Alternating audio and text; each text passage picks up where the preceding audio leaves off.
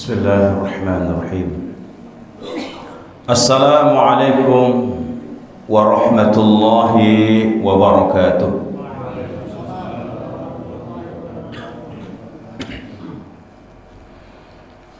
Alhamdulillahi rabbil alamin.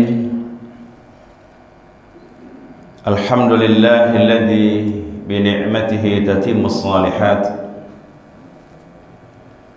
Alhamdulillahi alladhi arsala rasulahu bil huda wa dinil haqq liyudhhirahu 'ala ad-din kullih walau karihal musyrikun.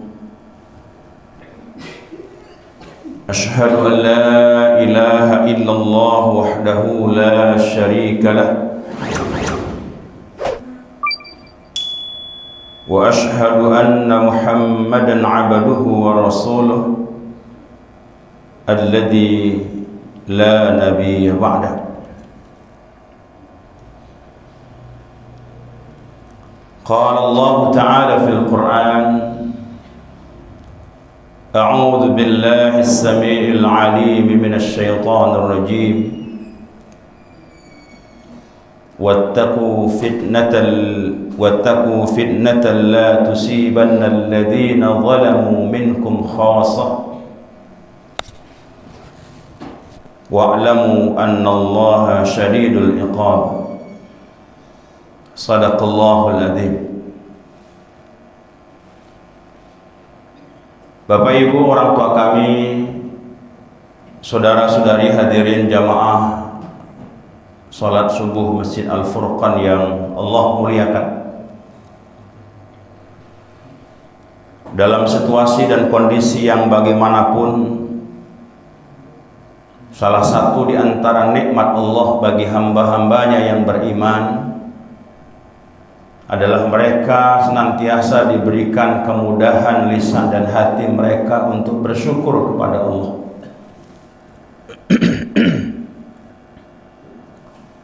Maka pagi ini dengan segenap jiwa dan raga kita bersyukur kepada Allah Ta'ala atas nikmat dan karunia-Nya. Dan semoga Allah senantiasa menggolongkan kita ke dalam golongan abdan syakura. Salawat dan salam kita haturkan teruntuk Nabi yang sangat kita cintai, kekasih Allah yang kita harapkan syafaatnya, yang tidak lain adalah Nabi tercinta Nabi Muhammad sallallahu alaihi wasallam. Allahumma salli wa sallim wa barik alaih. Bapak Ibu sekalian yang dimuliakan Allah Subhanahu wa taala, pekan-pekan ini dihadapkan dalam pandangan mata kita bagaimana Allah Subhanahu wa taala menunjukkan kebesarannya dengan tentara-tentara yang dimilikinya, sekaligus menunjukkan dan menegaskan betapa maha kuasa dan maha besarnya Allah Subhanahu wa taala, dan sekaligus menegaskan betapa lemah dan dhaif tak berdayanya kita sebagai seorang hamba. Kita dihadapkan dengan satu musibah bencana yang siapapun orang tidak pernah memperkirakannya. Tapi musibah bencana yang mungkin sebahagian kita tidak terlalu merasakan itu terasa. Tapi di sebahagian titik saudara-saudara kita di Aceh, di Tapanuli Tengah dan Sibolga dan juga di Sumatera Barat merasakan bencana itu sangat luar biasa.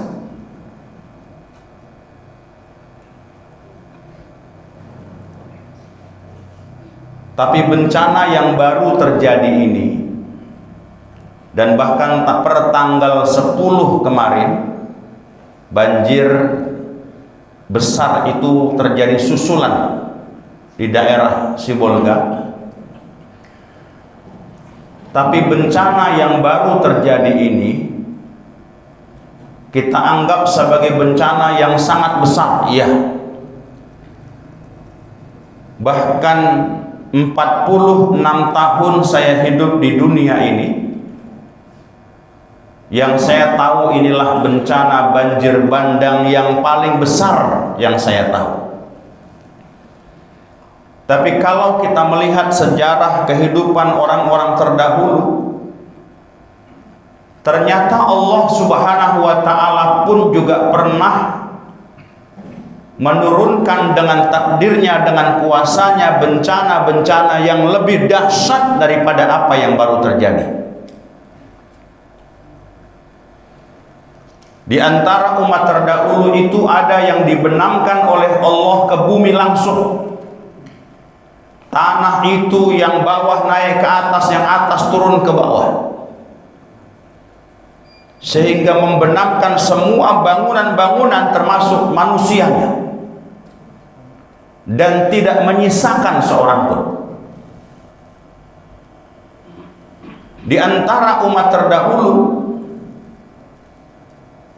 ada orang-orang satu negeri yang dibinasakan oleh Allah Subhanahu wa ta'ala dengan angin yang sangat begitu kencang. Angin itu tidak hanya sekedar menerbangkan bangunan-bangunan, atap-atap rumah mereka, tapi angin itu menerbangkan tubuh-tubuh manusia, diombang-ambingkan di awan-awan oleh angin itu dan dihempaskan ke bumi. Dan begitu orang-orang itu dihempaskan ke bumi, angin itu masuk ke dalam tubuh mereka dan membawa semua isi perut mereka. Dan musibah itu, bencana itu adalah azab yang menghabisi semua kaum di negeri itu.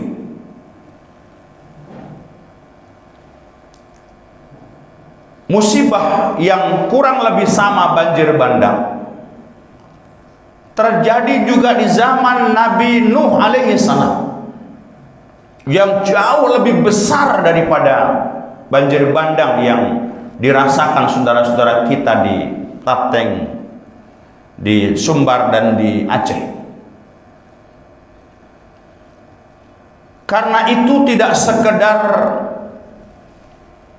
memporak-porandakan bangunan rumah-rumah mereka, tidak sekedar mematikan ternak-ternak mereka, tidak sekedar mewafatkan beberapa ratus atau bahkan sekarang kabarnya mendekati 1000 orang, ratusan yang belum ditemukan orangnya, yang sudah ditemukan sebahagiannya terpisah tangan dan badan mereka.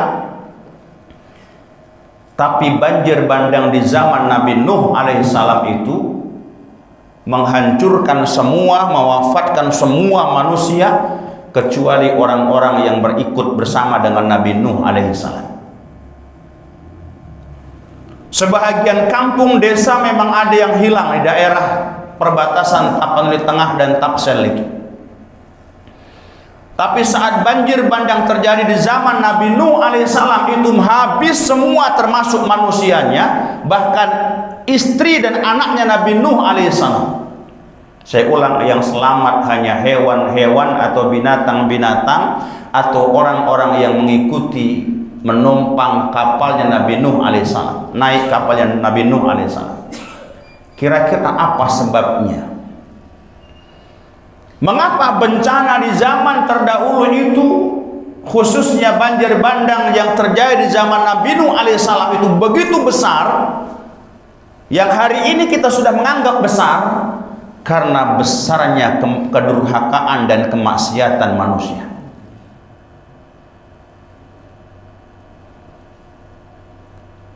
Bagaimana Allah Subhanahu wa ta'ala menghancurkan suatu negeri, memberikan cobaan, bala, musibah suatu negeri, itu sepadan dengan kedurhakaan manusia, kezaliman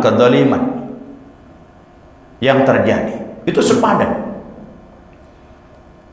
Maka musibah bencana banjir yang terjadi di Sumatera ini berarti kemaksiatan, kedurhakaan yang kita lakukan tidak separah di zaman nabi-nabi terdahulu.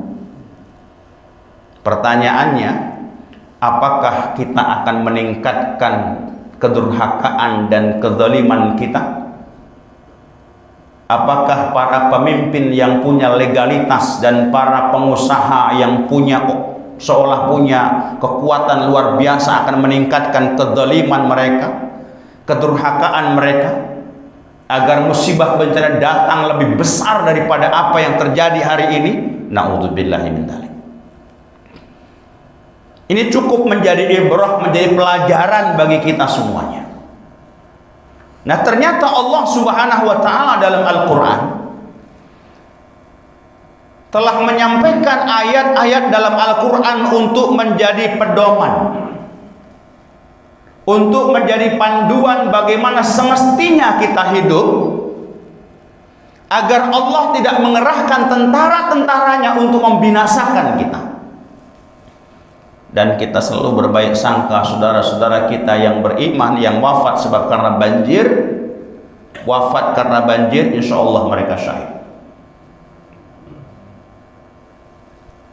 Dan bagaimana semestinya kita bersikap, Al-Quran memberikan pedoman, tuntunan untuk kita.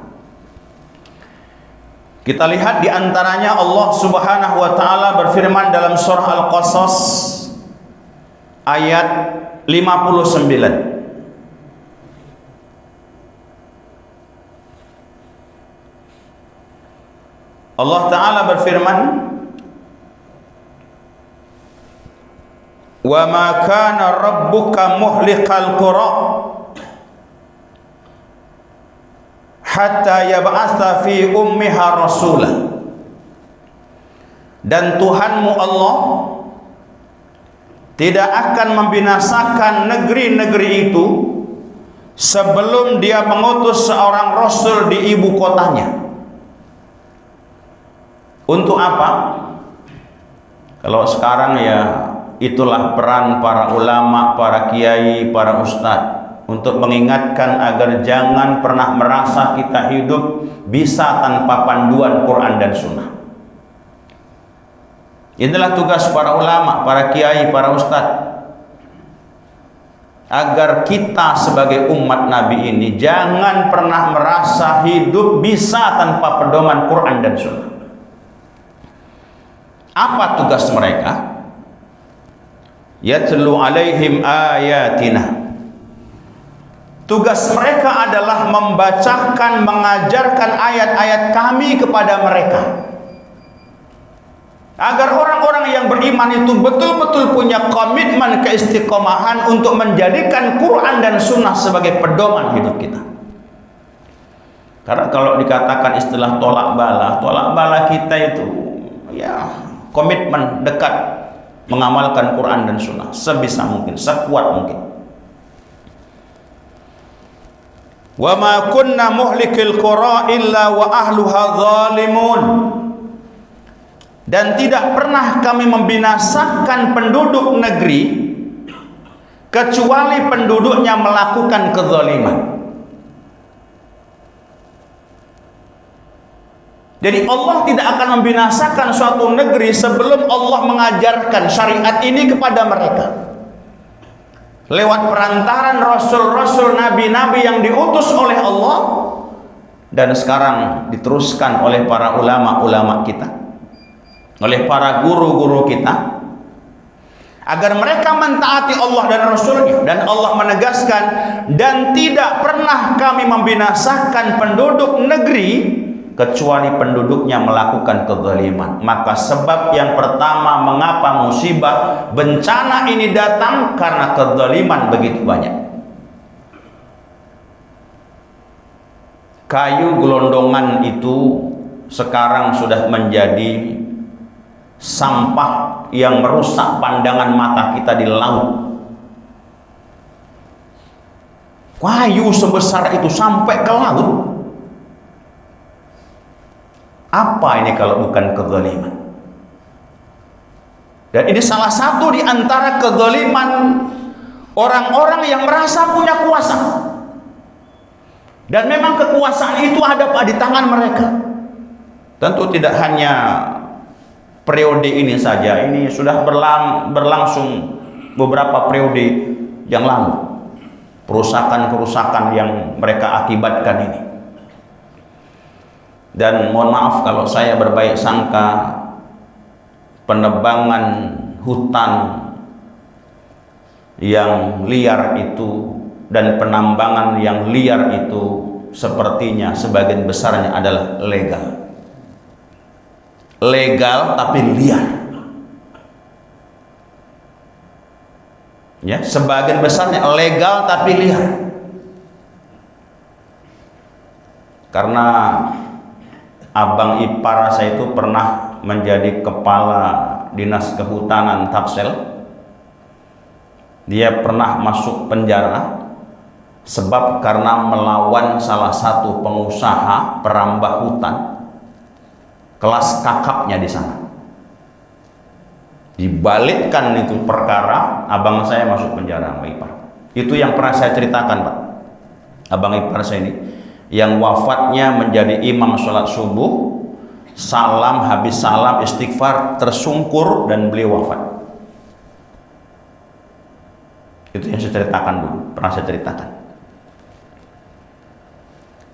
Bapak Ibu jemaah yang Allah muliakan, kita ini kalau kezaliman para pemimpin, para penguasa itu dia tambang liar, pembalakan yang semuanya itu legal. Kalau di masyarakat kita ini apa? Salah satu kezaliman yang kita lakukan terhadap alam. Terkadang ada orang, ada ya di sana nggak di sini, itu merasa tidak berdosa kalau membuang sampah di paret. Merasa sayang sebenarnya karena bakhilnya membayar retribusi sampah yang hanya 20.000. Lebih baik bagi mereka membuang sampah itu di paret depan rumahnya. Dan jam 6 pagi saya pernah menyaksikan ada orang yang membawa sampah dengan karungnya, dan karung itu dibuangnya di sungai. Ini salah satu di antara kezaliman. Mengapa hujan yang datang, yang Quran menyebutkan rahmat, Quran menyebutkan hujan itu berkah, tapi mengapa menjadi bencana, menjadi musibah? Seolah-olah air itu mau ngomong begini, mohon maaf, jalanku kalian pakai untuk sampah, jalan kalian kami pakai. Begitulah seolah air itu mau bercakap. Salah satu di antara kezaliman kita terhadap alam, membuang sampah sembarangan. Bapak Ibu pernah nengok ada orang dari mobil mewahnya buang sampah dari kaca mobilnya? Banyak kan? Gak usahlah kita bilang angkot. Ini kadang mobilnya harga ratusan juta, bahkan sampah keluar dari kaca mobilnya. Ini orang cerdas otaknya saat untuk membeli mobil, tapi kemana otaknya saat membuang sampah itu? Ikut terbuang kayaknya. Na'udzubillah min dzalik. Ini dosa, Pak, ini haram. Ini salah satu di antara kezaliman terhadap alam. Alam akan memberikan balasan. Maka kita tidak boleh mendolimi alam, tak boleh mendolimi binatang, tak boleh. Sampai dalam perang saja, perempuan tak boleh dibunuh, anak-anak tak boleh dibunuh, para pendeta tak boleh dibunuh, orang tua, orang sakit tak boleh dibunuh dalam perang. Jadi Tuhan Islam yang punya ajaran. Kita nggak boleh mendolimi orang lain. Kalau dengan kekuasaan kita, kekuatan kita, kita merasa hebat mendolimi orang lain, saat orang lain itu lupa dengan kedoliman kita, Allah tak lupa. Allah pasti membalas kedoliman kita terhadap orang lain. Maka jangan lupa setiap malam mau tidur, ya Allah, aku maafkan kesalahan semua orang, agar orang juga memaafkanku. Kalau kita berbuat zalim, salah kepada orang, segera minta maaf. Jadi salah satu Quran menyebutkan bahwa salah satu di antara pengundang efektif bencana datang, musibah datang, adab datang, zalim, kezaliman. Yang kedua, ayat Quran yang sangat masyhur dalam surah Ar-Rum ayat 41. Zaharal fasadu fil barri wal bahri. Telah nampak, telah terjadi kerusakan di daratan dan di lautan. Di hadapan mata kita terjadi kerusakan di mana-mana. Dan Allah menegaskan, memastikan bima kasabat aydin nas. Disebabkan karena ulah tangan manusia. Disebabkan karena ulah tangan manusia. Enggak pernah kita mendengar kabar hutan Sumatera hancur, gunungnya gundul semuanya. Apa sebabnya? Gajah pada ngamuk? Enggak ada itu. Justru gajah itu ngamuk. Saya nggak tahu itu video AI atau apa itu. Gajah mengamuk dengan alat-alat penebang itu. Diguling-gulingkan ya sama gajah-gajah itu. Tahu dia. Karena fungsi gunung itu apa? Untuk menjadi pancang, untuk menjadi penyeimbang bumi. Dan saya melihat di sosmed Bapak Ibu, saya lupa marga Sianturi atau Sianipar itu, yang cukup viral juga itu.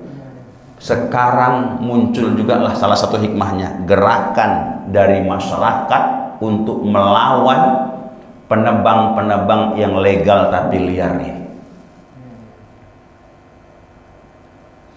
Perhatikanlah Bapak Presiden, perhatikanlah Bapak Menteri Kehutanan, inilah hutan-hutan kami ini. Lihatlah ini pohon besar, lihatlah akarnya yang mempertahankan batu-batu ini semuanya. Ini kalau habis kami di bawah di Samosir sana. Ini kalau nanti longsor kami tertimpa di bawah ini. Ikut komen juga lah saya di situ. Dokok kamu lah itu opung LBP, saya bilang. Dokok kamu lah itu opung LBP. Artinya begini, kalian bilang wahai lai sama opung LBP itu. Dia salah satu di antara yang punya PT perusahaan tentang kayu ini. Dia salah satu pelaku kezaliman itu.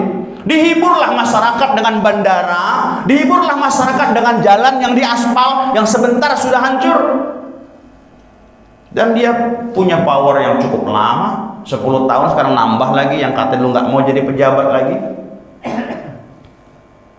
Kalian bilanglah, mulailah bermunculan emak-emak orang-orang Toba itu. Salah satu yang disebutkan namanya LBP. Dulu aku simpati kali sama opung ini. Ada di tempat kami bandara, jalan kami mulus. Tapi sekarang palak kali aku nengok opung ini. Mana kekuasaan? Gunakanlah. Ini salah satu hikmahnya. Mungkin masjid ini juga perlu membuat gerakan, Pak. Atas nama BKM Al-Furqon atau apalah, jangan buang sampah sembarangan, atau mungkin salah satu budaya kita yang hilang sekarang gotong royong. Jangan dibilang gotong royong itu bid'ah ya. Wa ta'awanu 'alal birri wat taqwa wa la ta'awanu 'alal itsmi wal 'udwan. Jadi yang sekarang hilang, masjid bisa jadi pelopornya itu. Kompailah Pak Kepling. Bapak Ibu yang Allah muliakan. Liyudhiqahum ba'dal ladzi 'amilu. Telah tampak kerusakan di daratan dan di lautan bima kasabat aydina, sebab karena ulah tangan manusia. Liyudhiqahum ba'dal ladzi 'amilu. Allah mengkehendaki agar mereka merasakan sebahagian dari akibat perbuatan mereka. Banjir yang datang ini, musibah yang luar biasa ini, Allah ingin ingatkan, ini akibat perbuatan kalian. Ini masih sebahagian ini. Kalau makin besar kezaliman kalian dan kalian biarkan, tunggu saja adab Allah makin besar lagi. Na'udzubillah min dzalik. Biar kita apa? Mengambil ibrah. Nah, ini bahasa Qur'annya begini. La'allahum yarji'un. Agar mereka kembali. Kan bisa jadi juga kan. Bisa jadi juga LBP ini tiba-tiba ngucap syahadat, dia tobat, bisa nggak Pak? Bisa ya Pak. Tobat dia kembali dia. Agar kembali, paling tidak kita lah Pak mengambil ibrah pelajaran, ya Allah. Tak berdayanya kita, tak punya kuasanya kita, Allah yang Maha Besar.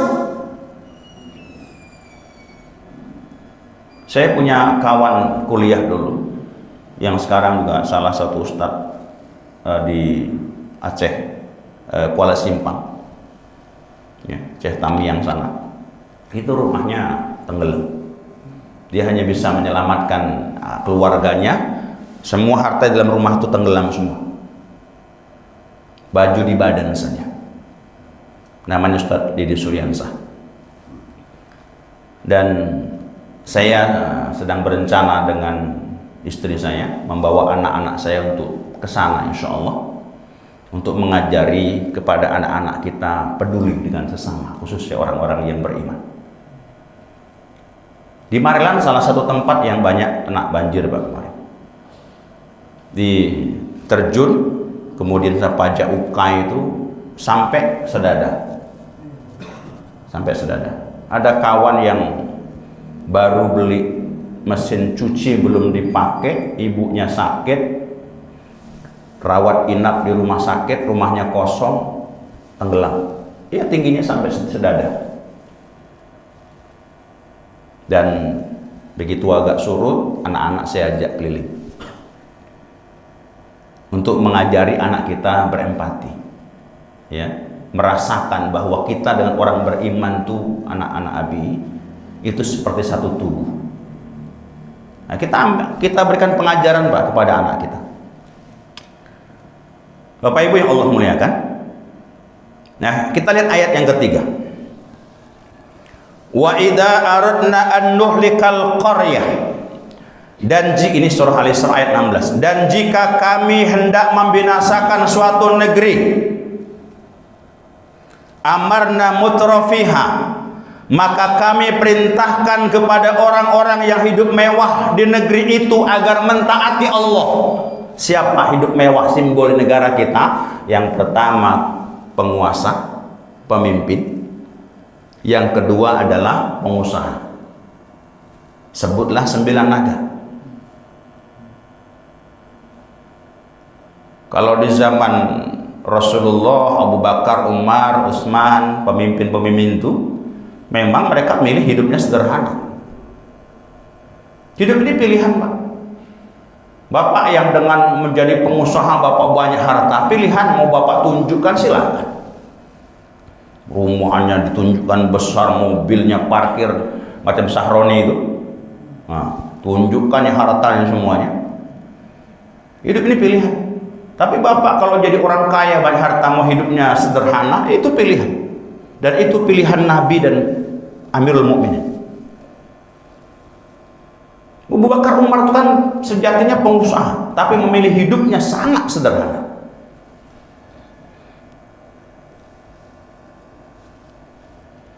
Jadi kata Allah begitu. Jadi jika kami hendak membinasakan suatu negeri, maka kami perintahkan kepada orang-orang yang hidup mewah di negeri itu agar mentaati Allah. Fafasaku fiha. Tetapi bila mereka melakukan kedurhakaan di dalam negeri itu, fahaqqa 'alaihal qaul, maka sepantasnya berlakulah terhadapnya hukuman kami. Nah, sebab karena presiden kita dari masa ke masa, sebab karena para menteri kita, sebab karena para pengusaha kita yang zalim, yang serakah, yang tamak tadi. Berarti apa kurang lebih kebalikannya? Kebalikannya Pak, kalau pemimpin kita itu soleh, dikawal oleh para ulama-ulama untuk senantiasa mengingati mereka, dikuatkan dengan hadirnya para pengusaha-pengusaha yang soleh, itulah satu gambaran negeri itu akan kokoh dan kuat. Di Andalusia itu pernah pada masa kejayaan Islam 50 tahun dipimpin oleh seorang pemimpin yang saleh, yang bertakwa, namanya Abdurrahman An-Nasir. Allah pernah menguji Andalusia dengan kemarau panjang. Dan memang Pak, pemimpin-pemimpin yang soleh, yang bertakwa itu senantiasa untuk menguatkan kepemimpinannya, dia butuh penasehat, dan itu para ulama.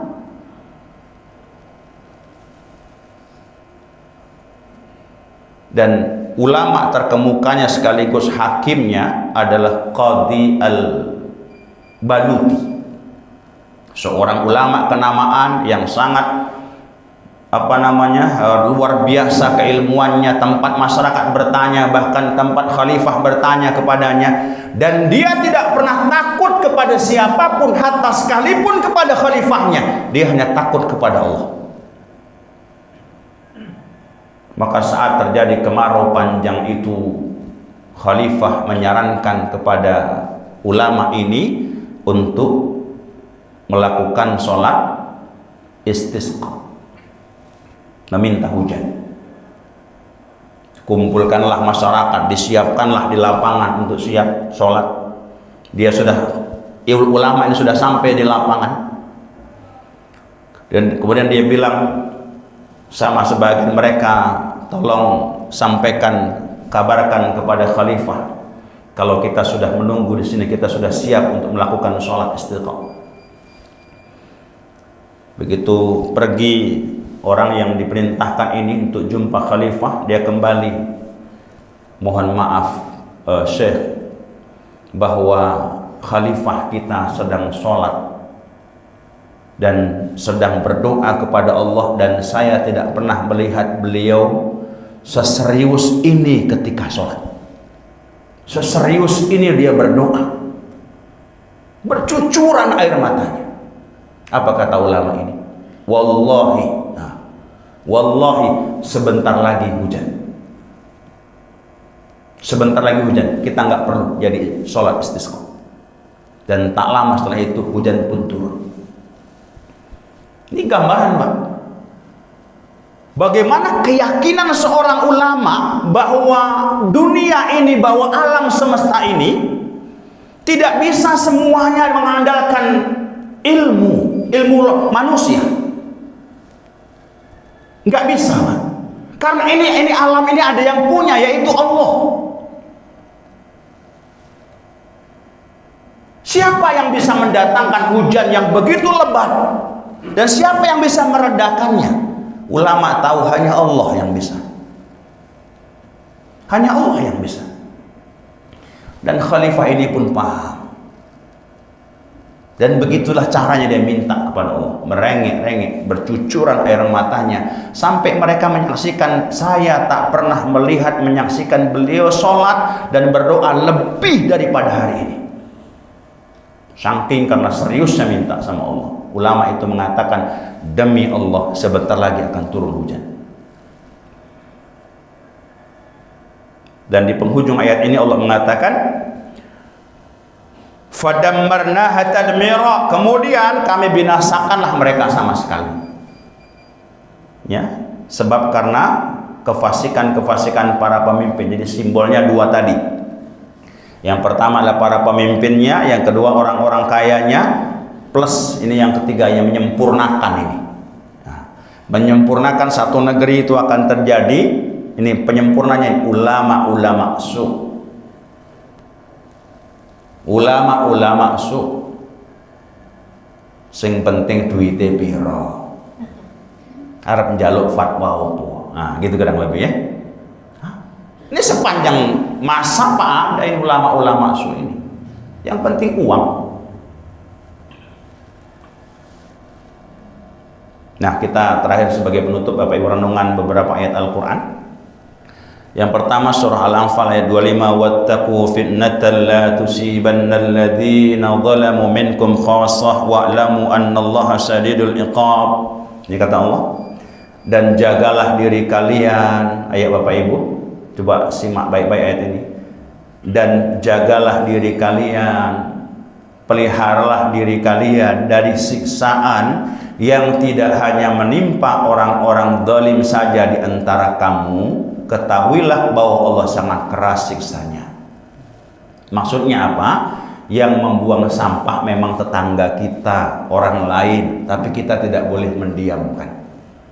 Karena kalau sudah banjir kita juga ikut kena. Maka tadi saya baik sangka yang wafat sebab karena banjir insya Allah syahid. Tapi Quran menginformasikan musibah bencana ini terjadi bisa jadi sebab karena diamnya orang-orang soleh. Nah ini Pak, di surah As-Sajdah ayat 24. Wa ja'alna minhum a'immatan yahduna bi amrina lamma sabaru wa kanu bi ayatina yuqinun.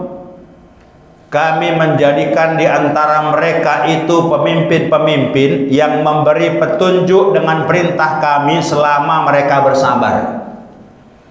Mereka selalu meyakini ayat-ayat kami. Ini salah satu karunia Pak, yang insya Allah akan terjadi, pasti akan terjadi. Pemimpin-pemimpin yang memberikan petunjuk perintah atas petunjuk Allah dan Rasul, Quran dan Sunnah. Insya Allah ini pasti akan terjadi. Karena sebenarnya Pak, maka ada sebagian, kalau nggak salah itu Habib Rizik bilangnya, salah satu di antara hikmah bencana banjir ini ingin mensamak dosa-dosa manusia. Nah, ya, menyamak dosa-dosa manusia.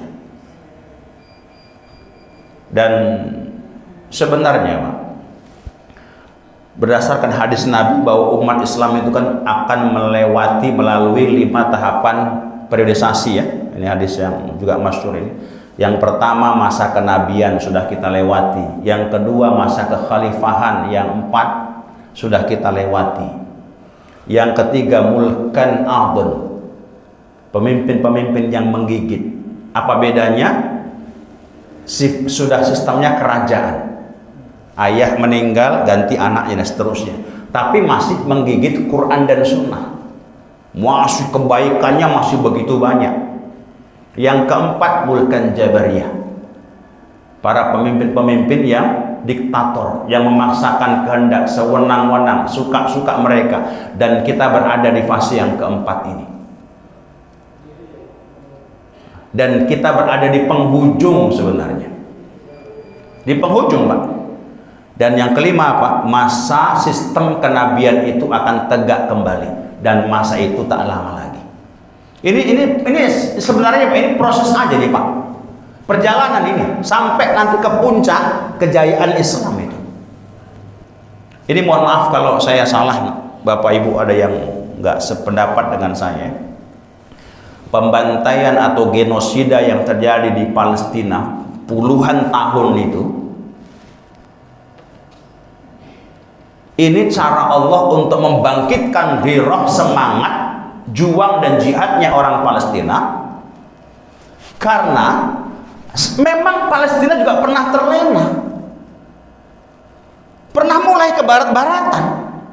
Dan itu kan gempuran budaya, itu kan yang dilakukan oleh barat untuk menghancurkan umat Islam. Terkadang nggak bisa dengan senjata, tapi dengan merusak akhlak mereka. Itu Palestina secara keseluruhan Pak, kecuali Gaza. Ini dia. Memang istimewa Pak Gaza ini, kecuali Gaza. Jadi sekarang ngumpulnya di Gaza itu para pejuang. Dan mengapa harus Al-Aqsa dihancurkan? Karena itu simbol umat Islam. Mengapa harus dihancurkan? Karena Israel Raya yang akan mereka bangun pusatnya di Palestina, simbol itu tidak boleh ada. Itu bagi Zionis. Tapi kita yakin insya Allah bahwa Al-Aqsa akan tetap berdiri kokoh atas perjuangan kita semua, dan Palestina akan menjadi pusat pemerintahan Islam dunia yang terakhir kali sebelum Allah kiamatkan dunia. Bapak Ibu yang dimuliakan Allah Subhanahu wa taala, ada yang nanya gini Pak, Ustadz, yang buat zalim itu kan pemimpin tuh, legal tanda tangan tadi itu, liarlah ditebang oleh para pengusaha dengan pekerja-pekerjanya itu. Tapi yang binasa rakyat, Ustaz, yang rumahnya hancur. Betul nggak Pak Ibu? Yang hancur, yang wafat hampir mendekati angka 1000, ratusan yang belum ketemu di mana jenazahnya. Yang hancur mengapa? Yang binasa rakyat, Ustaz. Kira-kira rakyat punya peran nggak terhadirnya pemimpin zalim? Punya. Pertama, ada yang cuek, nggak peduli dia dengan pemilu, mohon maafin ya. Ala lantalas itu siapa mau jadi pemimpin, jadilah. Nah, ini satu. Yang kedua, milih karena sogokan. Kok nggak ada yang nyogok aku? Siapa yang nyogok aku? Carilah sogokan. Nah, ini peran masyarakat. Memang yang berbuat kezaliman, yang merusak alam ini mereka. Tapi Quran memberikan jawaban. Man kana yuridul hayatad dunya wa zinataha nuwaffi ilaihim a'malahum fiha wa hum fiha la yubkhasun. Barang siapa yang hidup ini hanya mengkehendaki kehidupan dunia dan perhiasannya saja, nih, naudzubillah, kita jangan sampai Bapak Ibu ya. Ini bahasa terjemahnya bebasnya begini. Kalau ada manusia yang hidup ini hanya mau dunia, harta dunia saja, kekayaan saja, apa kata Allah? Pasti kami berikan balasan penuh atas pekerjaan mereka di dunia dengan sempurna, dan mereka di dunia tidak akan dirugikan. Contoh 9 naga. Mereka ingin menguasai dunia ini. Mau mereka genggam semuanya, mau mereka atur semuanya negeri ini. Allah bilang, Bapak, disempurnakan apa yang mereka usahakan itu. Nggak dirugikan mereka di dunia. Ini biar kita jangan salah pandang nih Bapak Ibu ya. Tapi apa kata Allah? Ini surah Hud ayat 15, ayat 16 begini. Ulaikal ladzina laisa lahum fil akhirati illan nar wa habita ma sana'u fiha wa batilum ma kanu ya'malun. Itulah mereka tadi itu yang hanya ingin dunia saja. Itulah orang-orang yang tidak memperoleh sesuatu di akhirat kecuali neraka, dan sia-sialah di sana apa yang telah mereka usahakan, dan terhapuslah apa yang telah mereka kerjakan. Nah ini Pak, Bapak Ibu, mau yang mana nih? Mau hidupnya kaya tapi masuk neraka, atau hidupnya kaya masuk surga? Bukan pertanyaan itu, Ustaz. Udah pastilah yang kedua gitu ya. Tapi akan ada orang Bapak Ibu yang susah menderita hidup di dunia ini, tapi nggak terhalang dia untuk menyembah Allah. Saatnya taklim dia taklim, saat sholat dia sholat, miskin dia, bahkan miskin sekali. Kalau Bapak Ibu ada yang merasa miskin, dalam Riyadhus Shalihin ada gambaran Nabi tentang orang miskin yang kesolehannya nggak terganggu, ketaatannya nggak terganggu sebab karena miskinnya, nanti dimasukkan Allah ke dalam surga. Sebentar Allah tanya, bagaimana wahai hamba, apakah kau pernah merasakan kesulitan hidup, penderitaan hidup? Demi engkau ya Allah, tak pernah. Padahal orang paling miskin. Mungkin gambaran di antara gambaran orang miskin itu begini. Siang hari panas terik, nengok cendol ngences dia. Harga 5.000-nya. Cuman ditahannya tak beli cendol itu karena uang itu sayang untuk keperluan yang lain. Taruhlah lebih miskin daripada ini. Kalau dia tidak terganggu menyembah Allah, dimasukkan ke surga, lupa semua penderitaan. Sebaliknya, sekaya apapun manusia, sebutlah 9 naga ini, nanti dimasukkan oleh Allah Subhanahu wa ta'ala ke dalam neraka. Baru sebentar ditanya, wahai hamba, apakah kau pernah merasakan kesenangan hidup? Demi engkau ya Allah, aku tak pernah merasakan kesenangan hidup. Yang sekarang semua bisa mereka beli, mereka bisa mereka miliki, para pejabat bisa mereka atur. Begitulah. Maka jangan silau kali kita dengan kekayaan orang yang membuat mereka berpaling kepada Allah. Nah, Bapak Ibu yang dimuliakan Allah Subhanahu wa taala, barangkali ini sajalah yang dapat saya sampaikan, mudah-mudahan ada manfaatnya untuk pribadi saya dan kita semuanya, dan mudah-mudahan Allah senantiasa menjadikan kita orang-orang yang bertakwa kepadanya. Allah mudahkan kita untuk mentaati perintahnya, meninggalkan larang-larangannya, dan semoga Allah kalau sampai waktunya tiba ajal kematian, semuanya kita Allah golongkan ke dalam golongan orang-orang yang husnul khatimah. Jazakumullah khairan katsiran. Billahi taufiq wal hidayah. Fastabiqul khairat. Assalamualaikum warahmatullahi wabarakatuh. Yang silakan Pak Di. Saya ingin bertanya, kita tuh tahu kezaliman itu ada, tapi kita tak mampu untuk itu. Bagaimana? Ya. Jadi ada pedoman dari Nabi ya, man ra'a minkum munkaran falyughayyiru bi yadihi. Fa illam yastati fa bi lisani, fa illam yastati fa bi qalbi. Jadi kalau kita lihat kemungkaran itu yang kalau dilakukan itu langsung berimbas kepada banyak orang.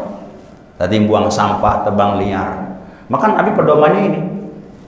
Yang punya kuasa, ayo lakukan dengan kekuasaan. Itu makanya Pak, tanda tangan itu luar biasa untuk perbaikan, luar biasa untuk penghancuran. Nah, yang punya kuasa. Saya yakin Bapak ini dulu laku, mungkin banyak yang laku tanda tangannya, mungkin sekarang udah nggak laku lagi. Mungkin ada begitu ya, karena sudah nggak pejabat lagi. Ya, Bapak bersyukur saat Bapak sudah jadi pejabat, Bapak manfaatkan tanda tangan untuk kebaikan. Yang kedua, lisan. Ingatkan, nasihati. Kalau juga tidak bisa, yang terakhir kata Nabi, dengan hati. Maksudnya mengingkari itu, membenci perbuatan manusia. Wa dzalika aful iman. Itulah selemah-lemah iman. Jangan sampai benci pun tidak. Ya, jangan sampai benci pun tidak. Kita membenci itu. Hanya kita nggak bisa menasehatinya, nggak bisa kita punya kuasa membencinya. Tapi kalau urusan paret itu sumbat, semuanya kita bisa melakukannya.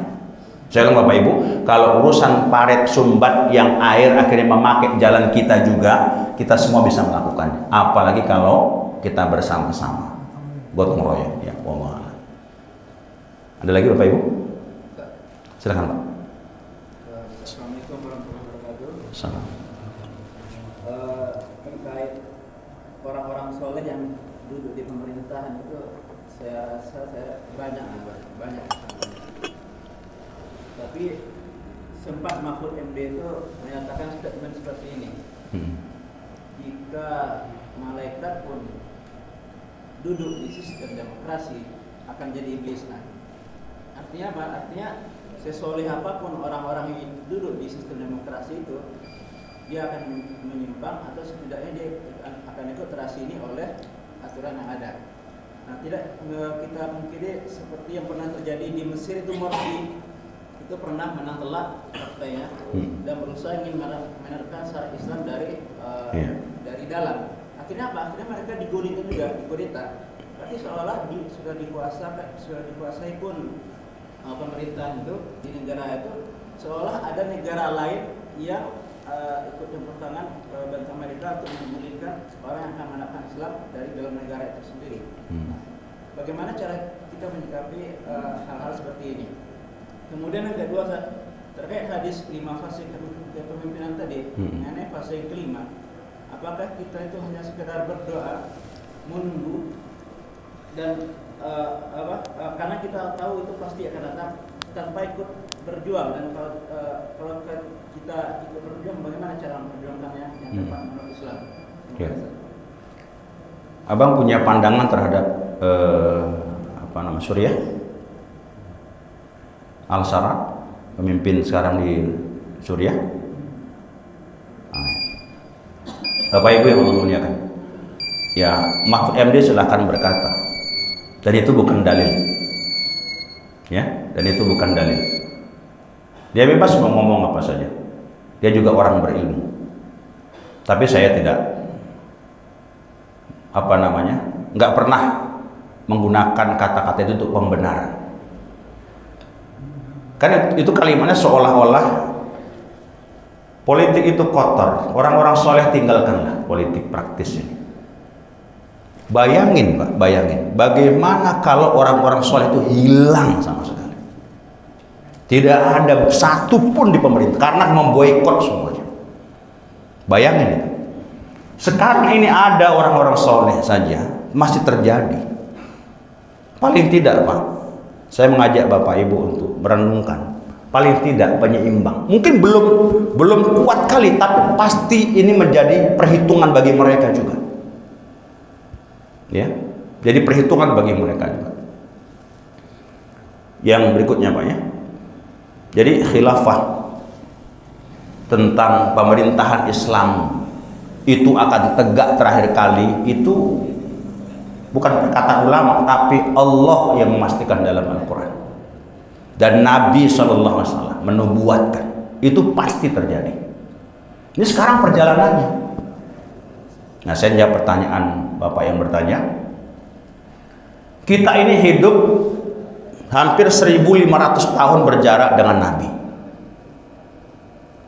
Kebatilan berbagai macam coraknya muncul untuk menghancurkan kekuatan Islam. Itu pasti Pak. Maka jikalau ahlul batil itu serius untuk menghancurkan Islam, masa kita diam? Masa kita nggak berbuat? Jangan bilang Pak, kita ini urusannya bahwa kita masing-masing aja lah, kita sholat dari itu, orang lain biar aja lantaklah situ. Jangan begitu. Itu bukan ajaran Nabi dan para sahabatnya. Tapi mereka berbuat. Jadi kalau orang kafir itu serius Pak ingin menghancurkan Islam, kita juga harus serius berkontribusi untuk membesarkan Islam sampai pada kejayaan. Masalah kejayaan Islam nanti hadir kita sudah nggak ada, itu nggak ada urusan Pak. Karena Allah akan tanya apa peranmu, apa kontribusi. Nah saya ulang, kita hidup hampir 1500 tahun dengan Nabi. Sekarang ini dari tahun tentu tahun-tahun yang lalu, abad-abad yang lalu, muncullah gerakan-gerakan dakwah jamaah Islam yang semuanya silahkan saja untuk mengatakan kami meneruskan perjuangan dakwah Nabi dan para sahabatnya. Yang menjadi problem itu apa? Karena kita sudah merasa meneruskan perjuangan dakwah Nabi dan para sahabat, yang lain kita sesatkan, yang lain kita kafirkan, yang lain kita salahkan. Ini masalahnya. Di sini salahnya sekaligus. Ini mohon maaf kalau ada yang nggak sepakat dengan saya. Ini masalahnya. Perbedaan itu sunatullah. Khilaf dalam masalah-masalah furu' itu sunatullah. Yang Allah larang apa? Wa'tasimu jami'an wa la tafarraqu. Berpegang teguh. Ya, berpegang teguhlah kamu dengan tali agama Allah, wala tafarraqu. Jangan bercerai-berai. Berbeda biasa sajalah. Bedanya masalah-masalah yang furu'. Sebutlah sekarang Pak ya. Di India muncullah jamaah tabligh. Syekh Al-Kandahlawi. Oh, menyebar Pak. Cobalah lihat dengan kacamata kebaikan.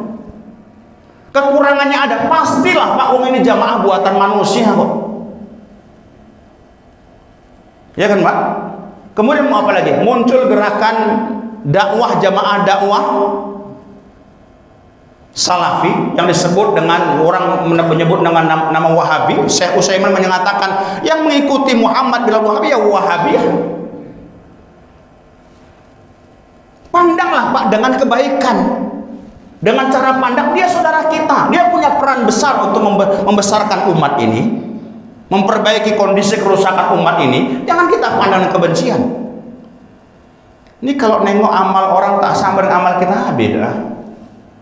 Sesat neraka. Ini masalah sebenarnya.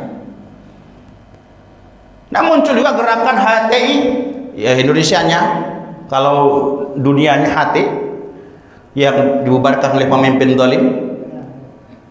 Ya sebabnya bisa jadi karena mereka punya peran.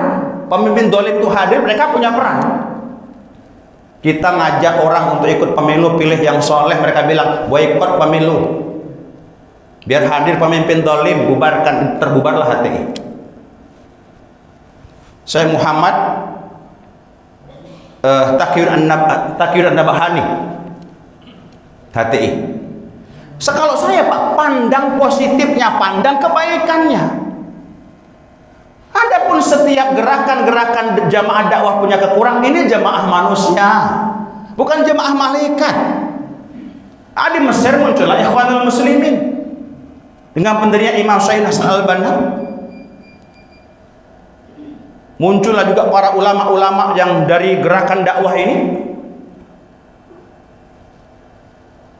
Jadi saya Pak, alhamdulillah punya cara pandang begini, seperti ini.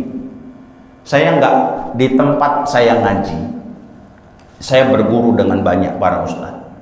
Saya selalu mendapatkan begini, bahwa mereka semua adalah saudara kita. Enggak pernah saya diajari, dituntun oleh guru saya, salahkan tuh si anu, ya, sesatkan tuh si fulan, kafirkan tuh si fulan. Sebab karena ini jemaahnya. Pada akhirnya, apa lantas Bapak mau merasa nanti khilafah Islam tegak itu hanya kami yang punya peran? Nah, ya naudzubillah min dzalik. Umat dari berbagai macam elemen jemaah ini, saya yakin semuanya punya peran. Dia jangan merasa punya peran sendiri, Pak. Karena apa? Perjuangan Islam, jihad yang luar biasa yang dilakukan oleh pejuang-pejuang Suriah itu, yang sekarang bertahap dengan perjuangan luar biasa, syariat ditegakkan di Suriah itu. Banyak juga Pak yang mencaci maki itu, mencibiri, hanya sebab karena apa? Presidennya Al-Shara itu hanya karena ada fotonya dengan di depannya ada siapa itu? Presiden Amerika itu. Ini tahu kan mana yang tuan, mana yang budak begitu. Ya Rahman. Ini hidup ini siasat. Hidup ini siasat. Mengapa 7 Oktober itu pejuang-pejuang itu melakukan perlawanan? Nah, perjuang Hamas dibunuh, Pak. Ada yang menyesatkan tuh, Pak. Bapak ingat kemarin ada Ustadz namanya Riyad siapa itu? Bajri itu. Salah satu fatwanya, Pak, masyarakat Palestina itu biar aman, pindahlah, hijrah, tinggalkan tuh Palestina. Maunya Zionis seperti maunya otak Ustadz ini.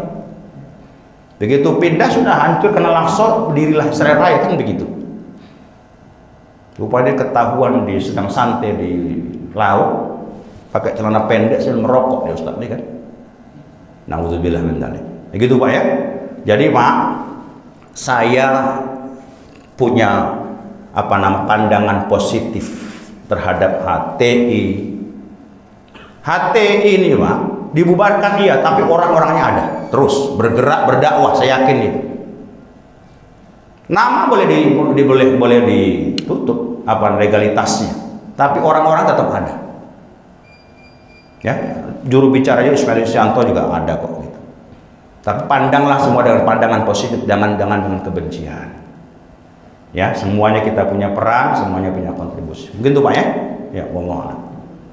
Cukup Bapak Ibu ya, kita padakan. Ya, kembali ke ya. Astagfirullah. Na'udzubillahi minasyaitonirrajim. Bismillahirrahmanirrahim. Alhamdulillahirabbil alamin wahdahu wassalatu wassalamu ala asyrafil anbiya'i wal mursalin wa ala alihi wa ashabihi ajma'in. Allahumma rabbana zalamna anfusana wa in lam taghfir lana wa tarhamna lanakunanna minal khasirin. Rabbana hab lana min azwajina wa dhurriyyatina qurrata a'yuni waj'alna lil muttaqina imama. ربنا لا تزغ قلوبنا بعد إذ هديتنا وهب لنا من لدنك رحمة إنك أنت الوهاب اللهم اغفر لنا ذنوبنا ولوالدينا وارحمهم كما ربونا صغارا ولوالدينا وارحمهم كما ربونا صغارا لجميع المسلمين والمسلمات والمؤمنين والمؤمنات الأحياء منهم والأموات برحمتك يا أرحم الراحمين اللهم انصر إخواننا المسلمين والمجاهدين في فلسطين وخصوصا في غزة يا رب العالمين اللهم انصر إخواننا المسلمين والمجاهدين المجاهدين في فلسطين وخصوصا في غزة يا رب العالمين. اللهم ربنا آتنا في الدنيا حسنة وفي الآخرة حسنة وقنا عذاب النار. وصلى الله على سيدنا محمد وعلى آله وصحبه وسلم والحمد لله رب العالمين. تقبل الله منكم. Terima kasih kami ucapkan kepada Ustaz yang telah menyampaikan tausiah dan nasihatnya kepada kita. Mudah-mudahan apa yang disampaikan Ustaz dapat kita amalkan di dalam kehidupan sehari-hari. Sekiranya dapat saya sampaikan. Assalamualaikum warahmatullahi wabarakatuh. Waalaikumsalam. Izin Pak. Sama-sama Pak. Izin Pak ya. Izin Pak ya. Izin Pak ya. Izin Pak.